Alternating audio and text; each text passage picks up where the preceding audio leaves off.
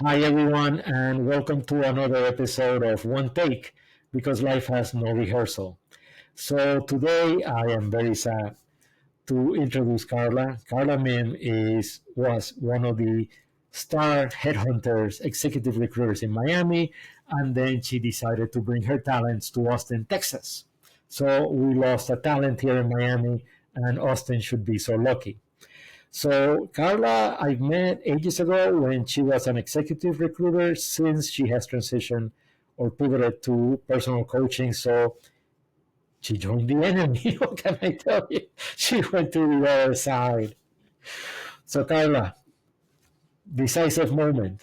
Early on, or do we talk right now? What happened that you went to the other side? You choose. Okay. Well, first of all, thanks for inviting me to be here today. It's always a pleasure to talk to you. So I'm excited to go through this with you today. And I had two decisive moments in my career, I would say.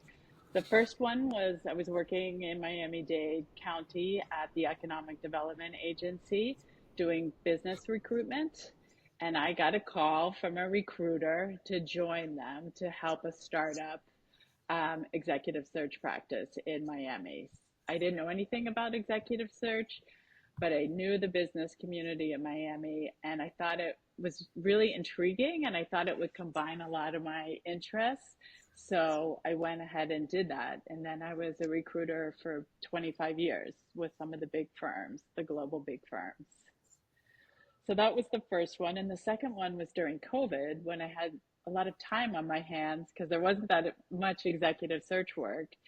And I started really thinking about what I wanted to do. And as you say, I joined the enemy. I like to say I went on the other side of the desk. And I really wanted to work with individuals and help them reach their career aspirations and really land the dream job, the one that they really wanted all their life and would be fulfilled by. So now I'm doing that. So let me, at the risk of being undiplomatic, I'm going to ask you also about one. You were working with somebody Hmm. as a team, right? And then I'm not going to name names unless you want to name names, but I'm not. So he left. He joined a big firm, and then you went on your own, and you basically absolutely succeeded on your own.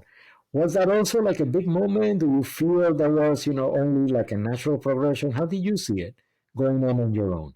Yes, when that happened, I was really taken aback and I didn't want to go back into a big firm. That would have been the third time, starting from the bottom, working your way up. I had young kids at the time and I just didn't see myself doing that. So I was in that state of what am I going to do? And past clients and candidates started calling me like, "Hey, I heard you're on your own. Would you be interested in doing this search for me?" And it just started growing organically from there. So it kind of happened to me in a very positive way. And so I built my business from that, all from referrals from past clients and candidates who are now in positions to hire. Oh, that's great.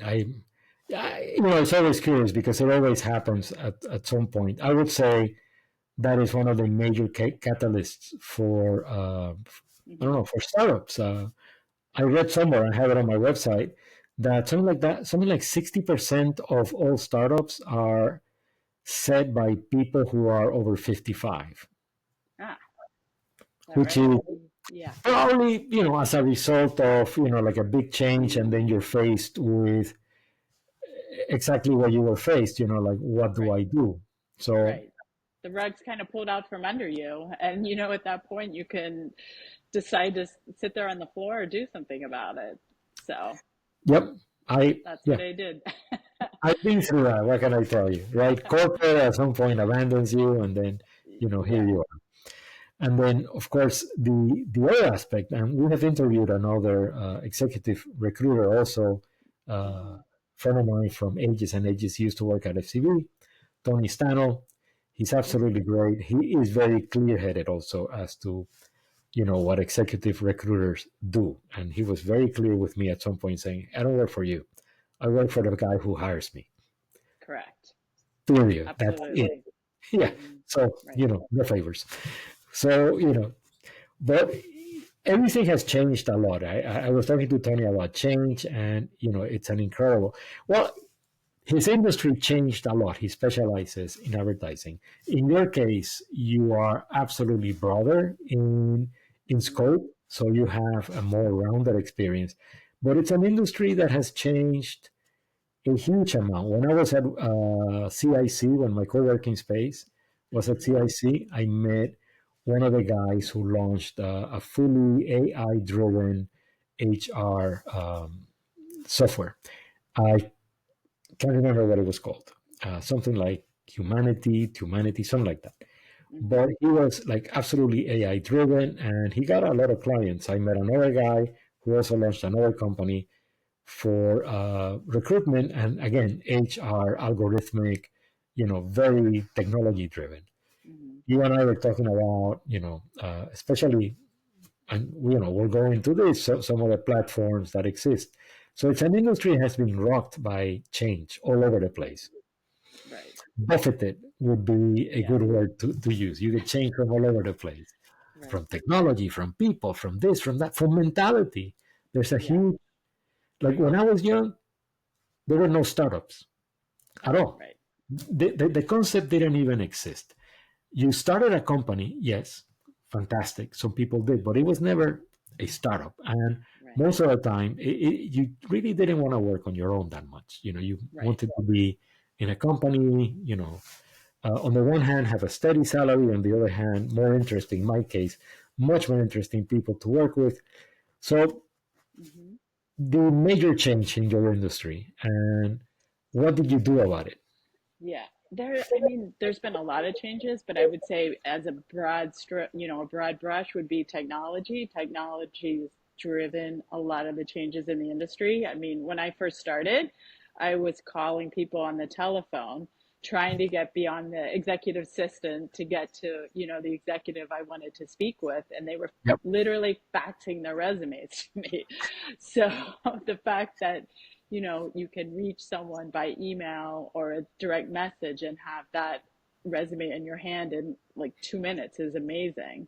But the biggest change I would say would be LinkedIn. LinkedIn is a really, really powerful platform. And when I went on my own, that's what I was nervous about. I don't have the proprietary database of the big firm. That was kind of one of our big selling points when you're a big global firm is that we have this database and we have all these people and we can access them right away.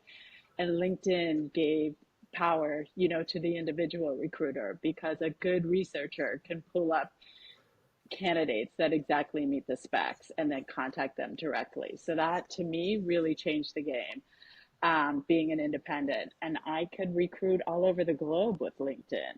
Very, very powerful. I executed searches in Latin America, in Europe, all over the US, all through LinkedIn. So for me, that was a revolutionary platform.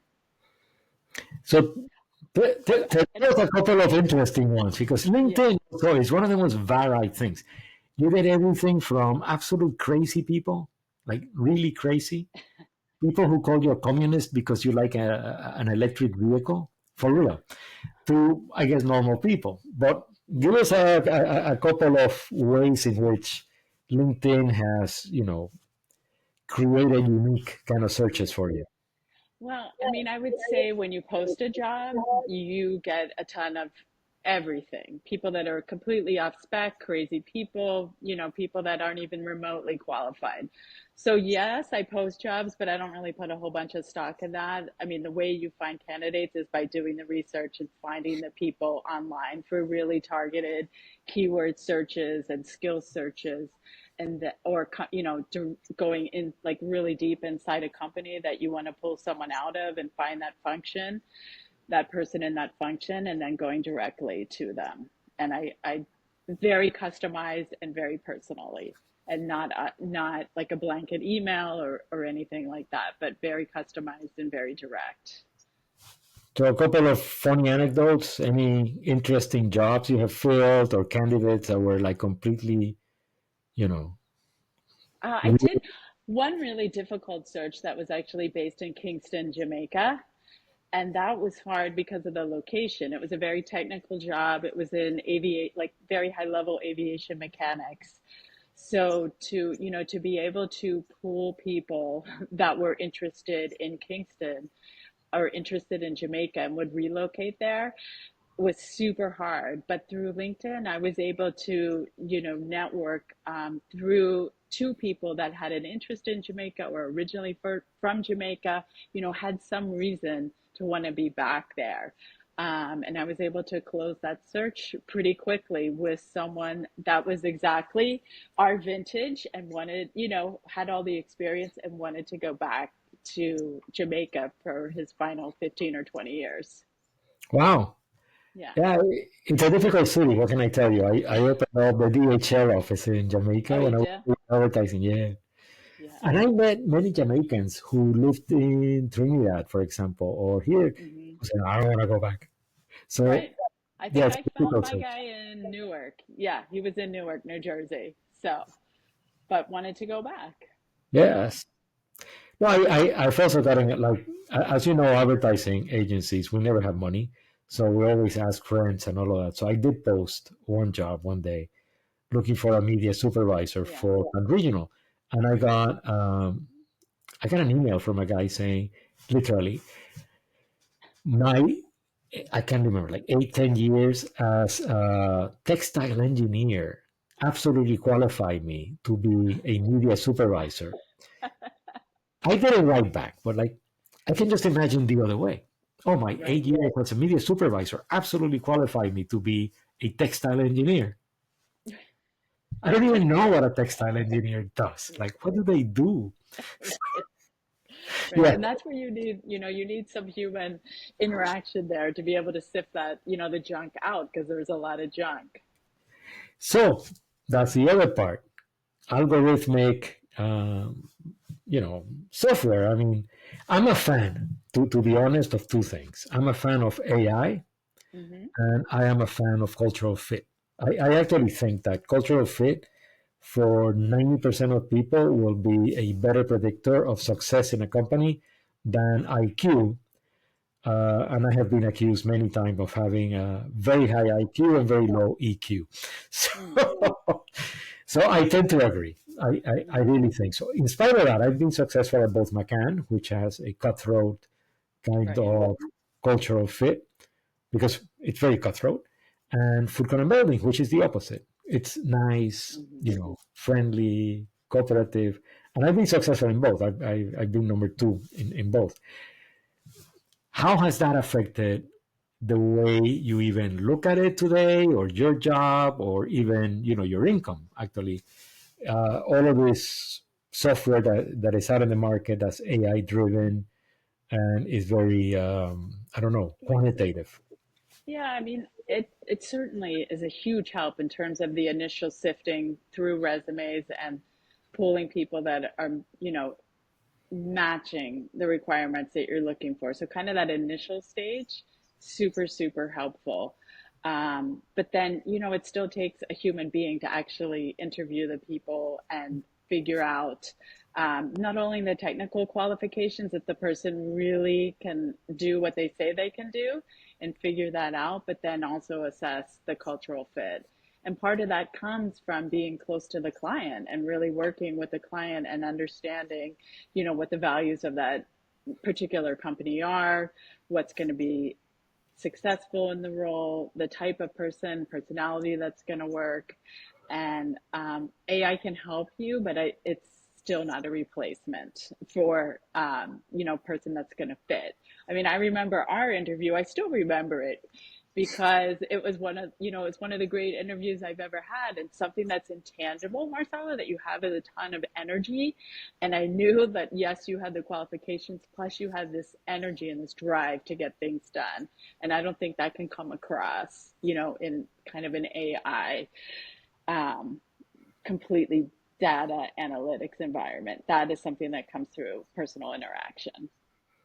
I think so too. I'm a fan of both. I don't see, and so often whenever I see in LinkedIn or in Facebook or whatever, AI is coming after our jobs. I always had the same thought, like, no, AI is not coming after your job. A guy or a woman, a person Yeah, using AI, they're coming exactly. after your job. That is for real. Right. It's a And compliment and it makes you stronger in your capabilities, but it's still your judgment and your mind that's going to make the right decision for the client. yeah, I always think of it as, like an exoskeleton. Like in science fiction, you always have these guys, like Hmm. these exoskeletons that give them, tremendous strength. But there's still the person underneath, right? But all the technology. Mm. And I use it a Right. lot. I use it a lot to just analyze, reams of data. Like I've Hmm. used it to analyze, like really, I mean, like for real, 50,000 lines of data, through, Right. 13 pull-ups. It would probably take me like 4 hours, 5 hours to go through it. And then, AI takes like literally 2 minutes. It takes me more time to write the prompt. However, one of the things that I have found, and that's probably more to your point, that I have found AI to be not that qualified is to, for example, summarize the data in the like the mission part or the more Right. personal part Right. of the database, so you can personalize emails. Whenever I have asked ChatGPT to Right. go in and say, well, here's 20 blurbs from LinkedIn, from 20 people, summarize them into 2 lines that somehow capture, Hmm. like the person, whatever. All I Right. see is, like generic crap. Right. That's not going to get someone to, No, engage with you. no. Right. No. And we had that discussion a lot in Instantly, which is one of the, it's a Facebook group for people who have Instantly.ai, which Hmm. is an email, a bulk emailer. People actually believe that, that personalization is key. And I look at it and I go like, shit, at the level of people that we're looking at, they can just read through They it. can exactly. They can they can filter that pretty fast. Oh yeah, Yeah. they look at it and they go, "Ah, yeah, this is AI for real." Yeah. So, because you've been on the side of the, the corporate side or the client side a lot. Um, let's say, and I always want to ask this because I am honestly going to do a video summarizing all of this. Okay. So, couple of things. You're there, you're acting as, an HR or an executive recruiter working with a CEO. The CEO is going to be hiring one candidate for, like a job, a top job. And you have candidates from every age, 35, 45, 55, whatever. What would you say if you were not hand tied or if your hands were not tied to a certain description, which often happens of, I want somebody who's 30 years old, even though it's illegal. If you Right. were not, yeah, it is. If your hands were not tied and you were free to say whatever you wanted, what would you tell that CEO about candidates who are 55 plus? Yeah. Well, I think that people 55 plus have a lot to bring to the client. Number one, obviously, knowledge and experience from past experiences, right? So they have a wealth of past successes and failures to draw from. So you already have that. They can hit the ground running. They don't need any training. They're ready to go. They have an incredible contact network, incredible relationships that they can bring, to bear fruit pretty quickly. So that's a huge plus for the organization to bring those contacts in. I think they're under pressure, they're calmer, they're more seasoned. They can handle pressure, they can handle things that come at them very well, and they don't really get ruffled by things. I think they can be more reliable, more loyal. They're not going to jump ship. They're not gunning for your job. They're going to be loyal, and they're going to really want to, I think, do the best that they can do in that job and fulfill that specific objective. So from that perspective, I think they can bring a lot to the company. And this, this whole idea of diversity of the workforce and the leadership, I think is very valid. And bringing, multi-generational aspect to your leadership team can also bring a lot of different perspectives and kind of bigger picture perspective to the table, which I think is important. So great. Yeah, I truly agree. I mean, when I was hired as EVP and International Media Director, I was the very Mm-hmm. first Latin ever to be international. And Uh, Harry Reid told yeah, me, yeah, you people in Latin America, you're bulletproof. Add to that age, and then, yeah, yeah, you're absolutely, utterly bulletproof. Nothing ever surprises you, worries you, or, takes you out. So I right, agree. exactly. So that kind of resilience right there, and just ability to roll with the punches and roll, it's how you react to things. Things are going to happen out of your control all the time, but it's how you react that's, that really defines a Yes. really competent and a real leader in the role. Yeah. When the first time I went to South Africa, the a guy, I can never pronounce it anymore, but it's Nkwenke Nkomo. And he was the head, yeah, the click language. Yes. He was the head of the Africa network at Fulton Building. And one day he was telling, man plans, God laughs. So they will adapt to God really fast. So, Yeah. yeah, great. Well, Carla, thank you very much. It is a one place in Texas that I envy you. Austin. I went to Austin once, and yes, it's a very dynamic, musical city. So the next time you're here, we'll take you and your husband to, I don't know, kill your idol or something on a Wednesday Okay. night. So you can, go to my kind of dive bars. Okay, I'll take you up on that and look forward to it. Great. Thank you very much. Right. Well, pretty soon the weekend. So I'm leaving to tomorrow. So to me, everything is weekend. So, have a great one. Great. Great to see you. Great here. Thank you very All right. much. Bye. Bye bye.